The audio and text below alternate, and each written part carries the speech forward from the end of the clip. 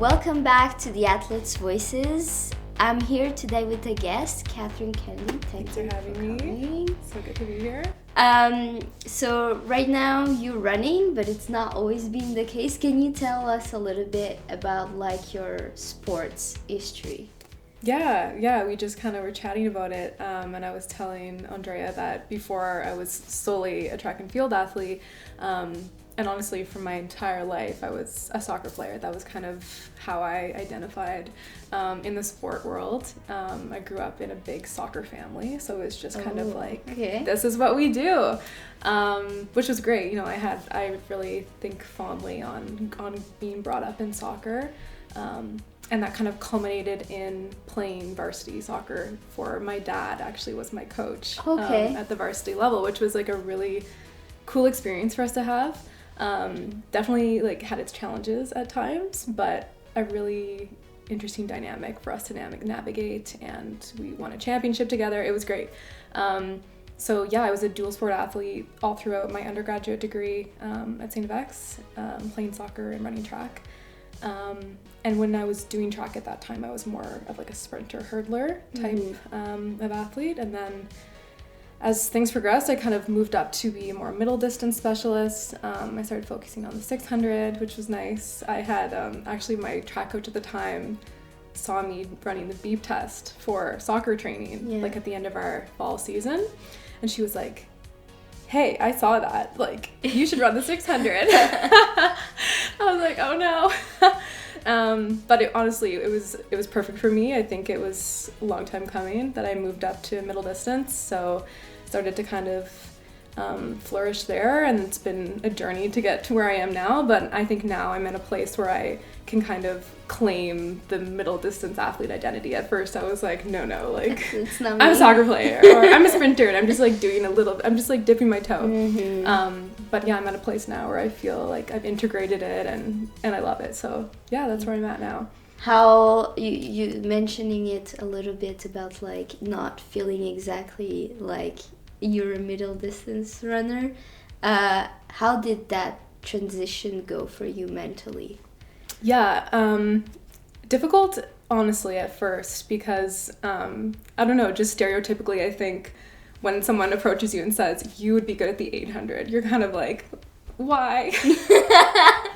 Why me?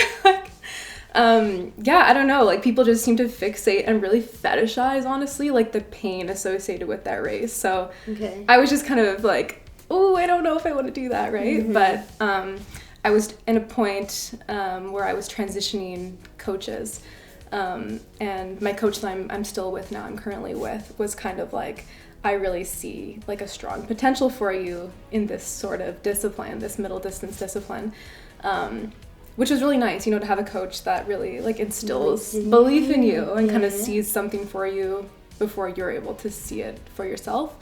So I was kind of like, okay, like maybe there's something here, like I'll try it. And so I started training, doing more volume, more distance-based training, which sucks. When you first move up, when you're a sprinter and you start doing more aerobic training, like yes, I had like a baby base from playing soccer, but it was nothing like the type of training that I started doing when I moved up. So the first season training like that was just like grueling. I was just like, what am I doing? Like, is he sure? Because I was like, I don't think I'm cut out for this. Like, this is the worst. But it took like getting through those like initial like really crappy training phases to kind of be like, okay, I'm starting to get the feel of this. Like, I'm starting to understand what threshold pace is and all these different kind of training terms that they were totally new to me. So yeah, I trained for a year in between my degrees. I took a gap year and I was just training with this new coach, and I think that really helped me to kind of hit my stride. When I did come back to Dalhousie to use my last year of eligibility, we were kind of really on track. We'd been already training together for a year, so that made the transition really, really great. But mentally, there was definitely a little bit of just me not fully accepting what was happening. And I've worked pretty extensively with a mental skills coach during that time. And then also just like last year with competition and everything. And something we worked on a lot was just when I was navigating that transition to middle distance, I was fixating a lot on the pain of training, the pain of racing. And it was like just a lot of anxiety, a lot of fear, right? And a lot of just not accepting what was happening. So we really worked on shifting out of like what he called my skills coach, mental skills coach, a threat mindset to a challenge mindset. So before I was very much like, this is happening to me. The 800 is happening to me. It's going to be horrible. It's going to be painful. I don't want to do it. Shifting that to more of approaching it from a competence standpoint where it's like, I'm meant to be doing this. I have all the skills and the capacity to be great at this. Like, I know I could, just kind of shifting the narrative in terms of how I was approaching races. Yeah. So that really helped me to kind of come into accepting that for myself. And then obviously you start to have success and you start to have personal bests more quickly when you're starting a new event. So that helps you to kind of be like, you know what, like, I like this. So yeah, I was gonna ask, like, I feel like mentally sometimes if you stack up the evidence that you can do it, it kind of also shifts your identity, right? Yeah, I like that's confidence. Yeah, just knowing that you've put in the work and you're like, I got this. Yeah. So I want to backtrack a little bit. Go back to soccer since you started that. So you mentioned the fact that it was a little bit like in your family. Can you expand a little bit on that? Yeah. So, wow. My dad is a professional soccer coach. So from the time I was a baby, I think there was probably like a soccer ball in the crib with me, right? Like before I even have conscious memory, I think it was like it was put there. But I loved it growing up, and it was just what we did. Everyone in the family played soccer. My brother and I. My mom actually didn't, but she just kind of, got brought along. But she's so into it now, and she's really supportive. But I grew up having both my parents coach me a little bit. So it was just a big part of our lives. And when it came time to, approach varsity soccer, there was a little bit of, honestly, pressure in the opposite direction than you would assume from my dad. He was kind of like, maybe you should go somewhere else, because obviously, like, there's challenges coaching your own children. Yeah. So even though he'd coached us his whole lives, like, it's a different dynamic at a varsity level. And so he was a little bit like, maybe you should consider these other offers, and I definitely was. But like I said, at the end of the day, I'm really happy in retrospect that I stayed and played with him, or played for him. So it was great. But it definitely, like, challenges, I would say, in terms of, and my brother and I think have both experienced this playing for him. We always felt like we needed to kind of prove ourselves, right? You don't want anyone being able to, like, hold anything up to you and be like, oh, you're on the team here because your dad's the coach. So obviously we were always the fittest ones on the team. We worked the hardest. Like, we always won the fitness testing, and it was like, I have to do this. Yeah. So I was always, like, very into my fitness from track anyway, and kind of extrinsically and intrinsically. But it adds an element of, I need to prove myself, right? And I imagine when you grew up in Canada, North America in general, where soccer for women is way more, right now it's changing a little bit, but I would say, like, North America is the place where you have the best league, where you have, like, really the big names and big athletes. Did you ever at some point thought you would do that for the rest of your life? And It's a little bit. You always have periods where, when things are going really well. Like, I remember after my third year playing at X, I was kind of like, this is really, really rolling here. I'm loving this. It's funny, when I was in soccer season, I would always be like, this is the thing. And then I would transition to track season. And then when I was in track season, I'd be like, this is the thing, right? It's just the context. But there were definitely times where I'd seen teammates of mine go overseas and play pro. And I was like, you know what, like, I think I could do that. I thought about it. But at the end of the day, I think I was ready to put down soccer when I left St. because it was kind of at the end of its road. And yeah, I'm happy with the way that I was able to. Was it something that came naturally to you, like stopping soccer because you really felt like, you gave whatever you had to give and you were ready to move on? Or was it like maybe an event or something that made you start questioning soccer, really? It was kind of just a natural closure. I felt like I didn't feel like I wanted to actively pursue it in a new chapter, right? Because that one was kind of organically closing. And for me to have continued to pursue it, say, at another school or in another league, it would be like a very active, conscious choice to pursue it. When I kind of just was like, this is a good place to just let it settle down, And I think the transition was easy because I was still so involved with track. Like, I was training extensively, and it kind of just like took the place of soccer immediately. Yeah. And so you started soccer. When did you start like track? Yeah, a little bit later. It wasn't until grade 10 when I started. Yeah, which I think it was a good time to start track. I know a lot of kids start really young, and honestly, they're not an anomaly to me. I'm like, good for you to like still be around if you started so young. Yeah. I think it's great when kids get a chance to kind of dip their toe in a bunch of different sports and really focus on development, and then as they kind of come into themselves and get older, then start to specialize in track and field. So I think it worked out for me, and it's also meant that I had less runway behind me, right? It was still very novel. There's a lot of excitement around the sport because I was in grade 10 and it was a new sport. Yeah. And how do you manage, because it's different sports that ask you very different skills. How do you manage to balance a little bit of all those different trainings and between soccer and track? Yeah, they're really different. Like, the main thing, and it's not even like technique or skill based, is just like the team dynamic is really different. So in soccer, it's so like team oriented, and everything's about cohesion and working together, and there are elements of that in track, but at the end of the day, it's an individual sport. And you get little pieces of it, little like tastes of it in the relay, for example, which I love. Like, I live for the relay, and I think that's because I was brought up in a team sport environment, so I love like having that come out. But yeah, because it is an individual sport and a team sport, there's a real different dynamic there. But in terms of kind of skill transfer, I'd say just playing soccer my whole life, I just ran a lot. So it kind of came naturally, like the transition. Yeah.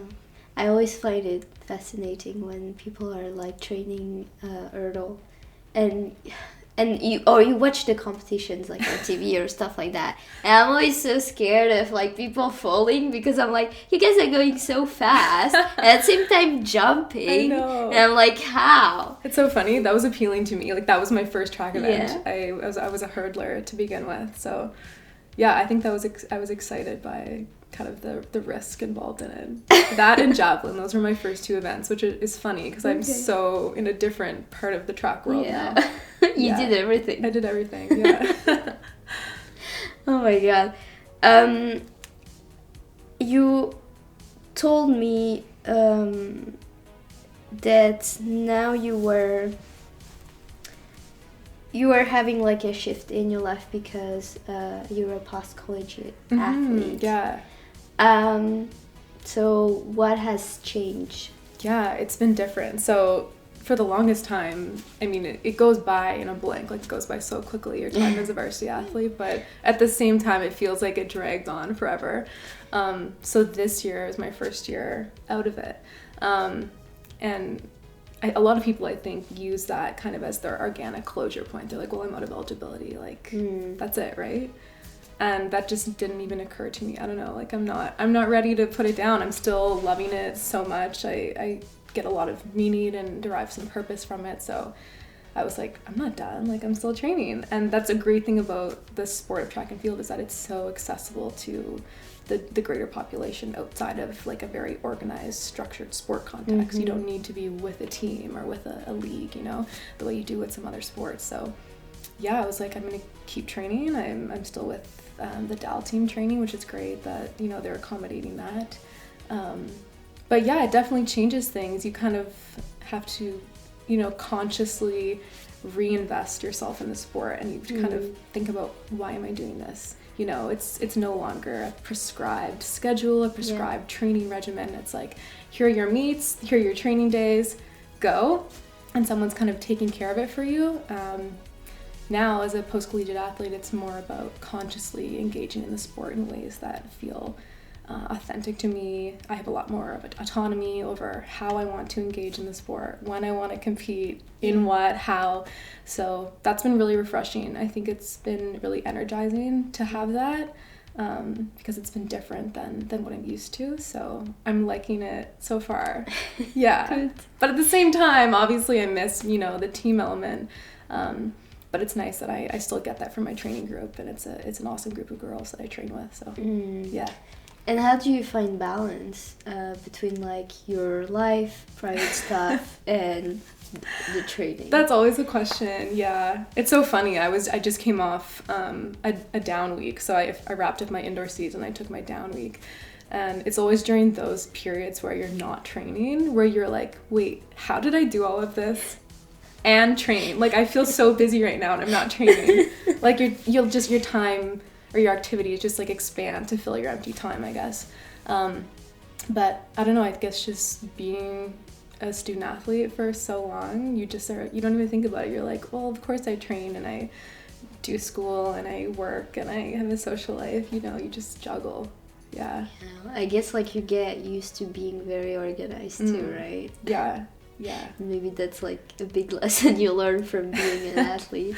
A little bit, yeah. Yeah, and I also wanted to ask you about like lessons that you've learned really with soccer and with training track and like mid-distance, like all those different sports. What big thing did you get from it? Ooh, that's a big question. I know. I guess I might say you can get whatever meaning out of it that you make out of it. Like, you can make it as deep or as not deep as you want. Me and Aiden, who you interviewed earlier, always joke about sometimes at training something will happen or someone will do something and we'll be like, it's not that deep. Like, just let it go, basically. And I think in a lot of my experience in both sports, there's been times where you feel really honed in on what you're doing, and it's like you're holding I like the analogy of like a magnifying glass to your experience, and it's all encompassing and it's so profound and meaningful, and you can get really swept up in it, and that's great. But at the same time, you need the ability to kind of lift the magnifying glass to have a more perspective for things outside of your sport. So like, yeah, sometimes it is not that deep, and you need to kind of take in that larger context to see how your experience and your sport fits into the greater picture or your life, etc. But at other times, it's important to, it's okay to like really, really kind of revel in your sport and be like, this is something that I get a lot of meaning out of. I derive purpose from it. I love it. And it's okay that, this is really important to me. So just kind of striking that balance between holding perspective for where your sport and your experience in sport fits in a larger picture, but also knowing that it's okay to care a lot about what you're doing. That's okay. Yeah. I think like the thing is, when you focus a bit too much on stuff, especially on the negative, like for example, you got an injury and then like all of a sudden like this is the biggest problem, that's when you really need to zoom out. Exactly. Yeah. But yeah, like it's also important to be able to focus a lot, because you couldn't do all the things you do if you weren't that focused, right? Yeah, definitely. I had my first I've been really lucky. I had my first kind of tissue injury this past indoor season. I pulled my hamstring, and like I said, I've been so lucky. I've never had an injury that's kind of sidelined me like that. So yeah, that was really confronting, and it really forced me to kind of shift my perspective and what my expectations were for the indoor season. And luckily I got one race in, but that'll shift your perspective. So what are the next goals you kind of have right now? Right now that's something that's different as a post-collegiate athlete. My focus has really shifted to the outdoor season, and kind of like the national tour in Canada for track, which is really exciting. It's something I've participated in the last 2 summers. It's a great opportunity to kind of travel around Canada and meet. You kind of see the same people cropping up at the meets and get a chance to tour around and race a good competition. So that's the focus. I'm going to do a couple races in Ontario in the summer, and then nationals in Quebec in June. It's an earlier summer season because the Olympics are earlier, so that's exciting, but looking forward to the summer season. Also, you mentioned the fact that you haven't got injured yet, that much. Yeah, really. But did you ever find yourself in a place where you were very, very low and you almost felt like quitting? Yeah. Definitely. And it was track that I experienced this with, and it was at the end of my second year. I just had a coach that I really didn't click with.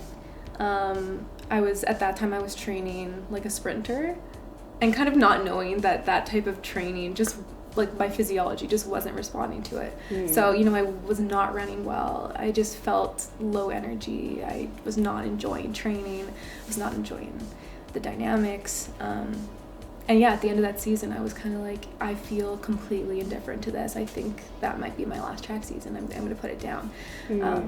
So it goes to show like how important it is that your coaches are invested in you and noticing, hey, you're kind of plateauing, like just let's do a check-in. How's it going, right? I just kind of felt like I could have stepped away from the sport and like no one would have noticed. You know what I mean? It was just, and also, your first, second year kind of just figuring it out.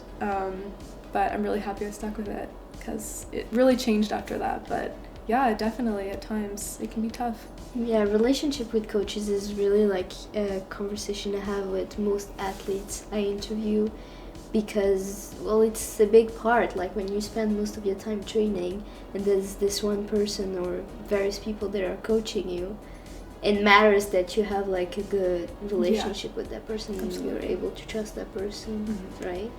And I think it also goes beyond that when you think about like your environment in general. You were mentioning like the dynamics, like being in a group setting where you're playing soccer, in the track where you find still like friends and stuff like that. How important is your environment? Oh, it's so important. So important. Like, changes everything. Just it feels, if something's off, if you're in a training session and the vibes just are just off, it's like you've come away from the training session, it's like, oh, something's not quite right. And I don't know, like there could be a kind of a gender dynamic in terms of how this is experienced by women versus men, but I find particularly in our training group, which is a women's training group, we have our best practices when everyone's lighthearted, everyone is just there, happy to be there, supporting each other. We're taking turns, we're sharing reps, we're, relying on one another. Because, it's always tough navigating the kind of inter-squad competition in track, because, we train together and we get on, we have fun, but at the end of the day, we're getting on the start line, we're racing when it comes to a meet. So it's balancing that with the dynamics and how they play out in practice. But I really enjoyed the training group dynamics this year. Like I said, just like keeping things lighthearted. It's been good. Yeah. And if you could go back in time and tell yourself like, like something very important, like an advice or something, what would you tell yourself? Oh, wow. I feel like I kind of already said this, but kind of like it's okay to care a lot about your sport. It's okay. And just to, like, if I'm thinking about the me I talked about when I wanted to quit after my second year of track, if I could talk to her, I would, and I'm glad that she did kind of persist, but yeah, I would tell her just keep going. Like, it gets better, and especially with track and field, it's a long game. Like, we're in it for the long haul. Like, growth and improvement happens really slowly. So also really enjoy the PVs, enjoy, you know, the little tiny wins. That's huge, I think, is focus on the small wins. In a sport that's very outcome oriented, I mean, all sports are, but I think particularly track, when, you know, you're so fixated on the numbers, it's really easy to get caught up in the results and the times. Try to find a way to get a small win, even if it's, you know, not a time. Maybe it's, I executed that race tactic, or I maintained this mentality in my race, or I was really brave in my third 200 of that 800, something like that, so that you can come away from the meet, from the race, and say, you know, I executed that, and that's a small win. That's a way that you can kind of, I don't know, stay in it longer, I think, because it can really beat you down otherwise. Yeah, I guess also, like, when you're thinking about longevity as an athlete, like, it's usually athletes, they have like a shorter career compared to other people and what other people do. But if you want to stay there for the long game, I guess you also have to have joy in the journey, right? In the process, right? Definitely, yeah. Bring joy into your training, for sure. It's huge. Yeah, I love that quote. And you just said, like, it's okay to care about your sport. There was, like, was there a time where people maybe made you feel, or you felt guilty about caring so much? And not so much. I think more so I just tend to chronically kind of downplay what I'm doing. And I don't know if that comes from, like, always just doing a lot and being like, oh, it's not a big deal. It's not, you know, it's fine. It's whatever. And, you know, it's okay to be proud of yourself, and it's okay to acknowledge that you've come a long way and you've achieved something that's awesome, right? It's okay to care. Okay. Yeah. Well, that's all I had for you, all the questions I had. Awesome. Thank you for coming. No, that was great. It was a pleasure. So great. Yeah, nice chatting.